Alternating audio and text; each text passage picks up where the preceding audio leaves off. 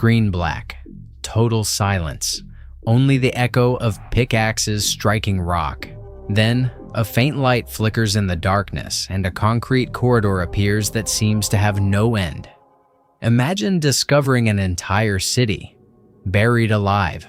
Not just any ruins, not a forgotten bunker. A city designed to survive the apocalypse, built to protect a single man, excavated in absolute silence beneath the feet of 40,000 people who never chose to be there. And the most disturbing part of all, nobody knows exactly what's inside, not even today. The year is 1943. The war is changing direction. Stalingrad just happened. The most powerful German army in history was devoured by a Russian winter. Hitler knows it. His generals know it. But the German people cannot know it yet. And while the Third Reich kept performing victory in front of the cameras, far from any watchful eye, beneath mountains that nobody visited, something enormous was taking shape. In the mountains of Silesia, today Polish territory, in a region known as the Owl Mountains, workers were excavating without stop. 3 shifts, 10, 12 hours each, a constant temperature of 8 degrees underground. No natural light, no real rest, no possibility of refusing, because those workers were not workers. They were prisoners. 40,000 people, transferred from the Gross-Rosen concentration camp, crammed into sub-camps scattered through the forests, Jews brought directly from Auschwitz, men who arrived at that place without knowing where they were being taken, and who in many cases never left. It is estimated that approximately half of them died there, not in combat, not from the bombs. They died digging, dying slowly in the darkness, carving out a space that their own torturer would never get to use. The project had a code name, Riese. In German, it means giant. And that is exactly what it was. A sleeping giant beneath the earth, fed by blood, built with secrets, and abandoned suddenly, as if someone had switched off a light in the middle of the night. 7 interconnected tunnel systems. Only a fraction of them was finished with concrete. The rest, supported barely by wooden beams and trunks, stretched for kilometers in different directions. Some sections are flooded today, others sealed. Many simply swallowed by the earth and the trees that grew over them in 80 years of silence. When the Soviets arrived in Silesia at the end of April 1945, they found the site abandoned. The tools were still in their place. The cargo carts filled with rubble. The drilling rods embedded in the walls. Everything exactly as if the workers had stepped out for a break and simply never came back. No explosions, no fires, no deliberate destruction like in other places, just silence. And that, in itself, is what is most unsettling. Because the Nazis were not careless. They destroyed what they did not want the enemy to find. They blew up entire buildings, they burned archives, they erased traces with an almost obsessive precision. But here, in the mountains of Silesia, they left everything intact. Why? There are 2 possible answers, and neither of them is reassuring. The first is that they left in such a hurry that they simply had no time, that the Soviet advance caught them off guard and they had to run. The second is that they left it that way on purpose, that something inside those mountains was too difficult to destroy, or too dangerous to even attempt it. The original plans for the Riese project disappeared at the end of the war. Nobody knows exactly where they are. Nobody knows if they were destroyed, stolen, or if they are simply waiting in some archive that nobody has opened yet. What is known is that without them, it is almost impossible to determine the real scope of what was built and what was not. The few documents that survived suggest that by November 1944, the project had advanced approximately 55% of what was planned, which means that the other half, the part that was never finished, is still there, buried, sealed, somewhere between the forests and the stones of the Owl Mountains. Jacek Duszak, a Polish teacher, and Jürgen Müller from the Association Berlin Underworlds have spent years exploring that area. They have found shafts that nobody had ever documented. Vertical drops descending 48 meters into the rock. Large halls lined with timber that reveal the ambition of the construction. And on every visit, the same conclusion. There is much more left to discover.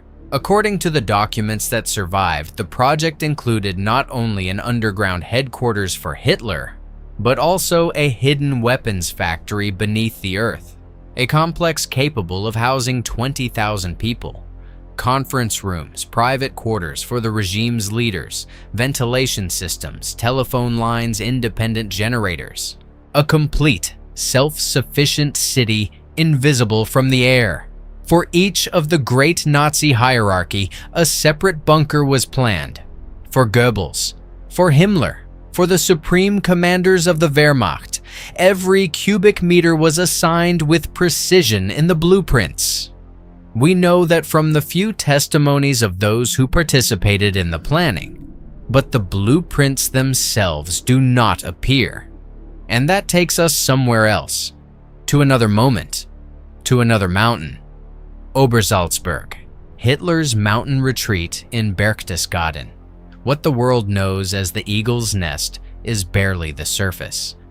Beneath the Berghof, the dictator's private chalet, exists a system of catacombs that was partially destroyed by Allied bombs, but that has never been fully explored. To this day, the walls are still standing, the corridors still exist. But what lies further inside, in the sections that nobody has completely mapped, remains an unanswered question. Every time someone tries to go deeper, they find a wall, literally or metaphorically. Meanwhile, in Berlin, another piece of the puzzle. Beneath the Tiergarten, the great park in the heart of the German capital, there is a tunnel that nobody ever used. 90 meters long, 14 meters wide, 4.5 meters high. It was rediscovered in 1967, decades after the end of the war, completely sealed and forgotten. It was part of Germania, Albert Speer's megalomaniacal project to transform Berlin into the capital of the world. A city designed not for the people who lived in it, but for eternity. For the history books of an empire that, according to Hitler, would last 1,000 years. The tunnel beneath the Tiergarten never saw a single automobile pass through it. It was converted into a weapons factory during the war, and then abandoned. Today, it is held up by reinforcement beams installed in the 1960s because it turned out to be cheaper to preserve it than to fill it with earth. Inside, there is still a rusted lamp hanging from the ceiling. That is all that remained of the capital of the world. A rusted lamp in a tunnel that nobody remembers. And yet, the stairs leading down into that tunnel are completely worn away. The friction of thousands of feet eroded them during the bombings. People running in the darkness, searching for shelter beneath the earth while their cities burned above their heads. On the 3rd of February 1945, 1,000 American bombers launched a massive attack on Berlin. The first impacts hit at 2 minutes past 11 in the morning. The smoke was so dense that day turned into night. A firestorm swept through entire districts for hours. Thousands died. Hundreds of thousands were left homeless. Those who survived in the underground shelters described that moment in the same way. A dull thud, an ominous silence, the uncertainty of whether the walls would hold. And then upon emerging, a landscape beyond recognition, streets that no longer existed. Buildings turned into smoldering piles of rubble. The corner kiosk, gone. Everything in flames. That was the reality on the surface. Down below, on the other hand, the story was different. Down below, the chosen ones waited. In Dortmund, one of the largest shelter systems built during the war remains almost intact today. 5 kilometers of finished tunnels, capacity for 80,000 people, built to save lives during one of the darkest moments in modern history. It was never used. The war ended before it could be opened. And since then, it simply exists down there, in the subsoil of the city, with its 1943 plans still fixed to the walls, showing how the rooms would have looked. The corridors, the ventilation systems, everything perfectly detailed, everything perfectly useless. Billing documents show that construction continued until April 1945. There were still people working in that tunnel when the war was already lost, when everyone knew it, when all that remained was to keep digging because nobody had given the order to stop. And that image is perhaps the most disturbing of all. Not the one of prisoners dying in the darkness, not the one of bombings reducing cities to ash, but the one of men continuing to dig in April of 45 in a tunnel that would never be finished, for a regime that no longer existed, on orders from nobody. Because that is how the machinery of horror works. It does not stop all at once. It shuts down slowly, instruction by instruction, until someone finally drops the shovel and goes home. If there was still a home to go back to. On the 30th of April 1945, Hitler retreated to his underground chambers beneath the Reich Chancellery in Berlin. Outside, the Soviets were already inside the city. The cannons sounded a few blocks away. The battle could be heard in the corridors of the bunker. Inside, silence.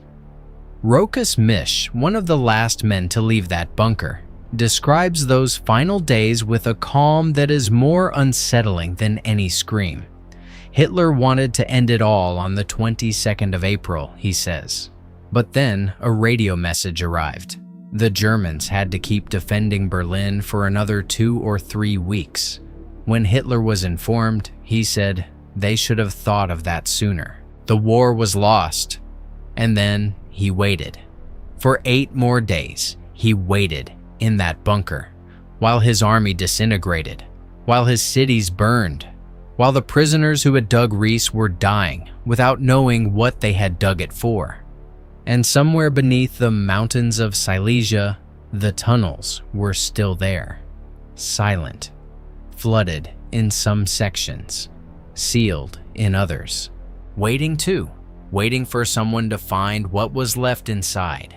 Today, the researchers attempting to map the Riese system in its entirety estimate that they have explored only a fraction of the total. The sealed portals were camouflaged with such skill that decades of searching have not been enough to find them all. Over some of them grow trees 40, 50, 60 years old. The earth swallowed them. There is a theory that circulates among the historians who have spent years studying this case. It is not confirmed. It cannot be. But it cannot be dismissed either. It says that the last prisoners who remained at the site at the end of the war, the ones who received the order to camouflage the entrances, were never evacuated. It says they disappeared along with their supervisors, without a trace, without a record, without an explanation. If that is true, then somewhere in those mountains there are not only unexplored tunnels, there is something more.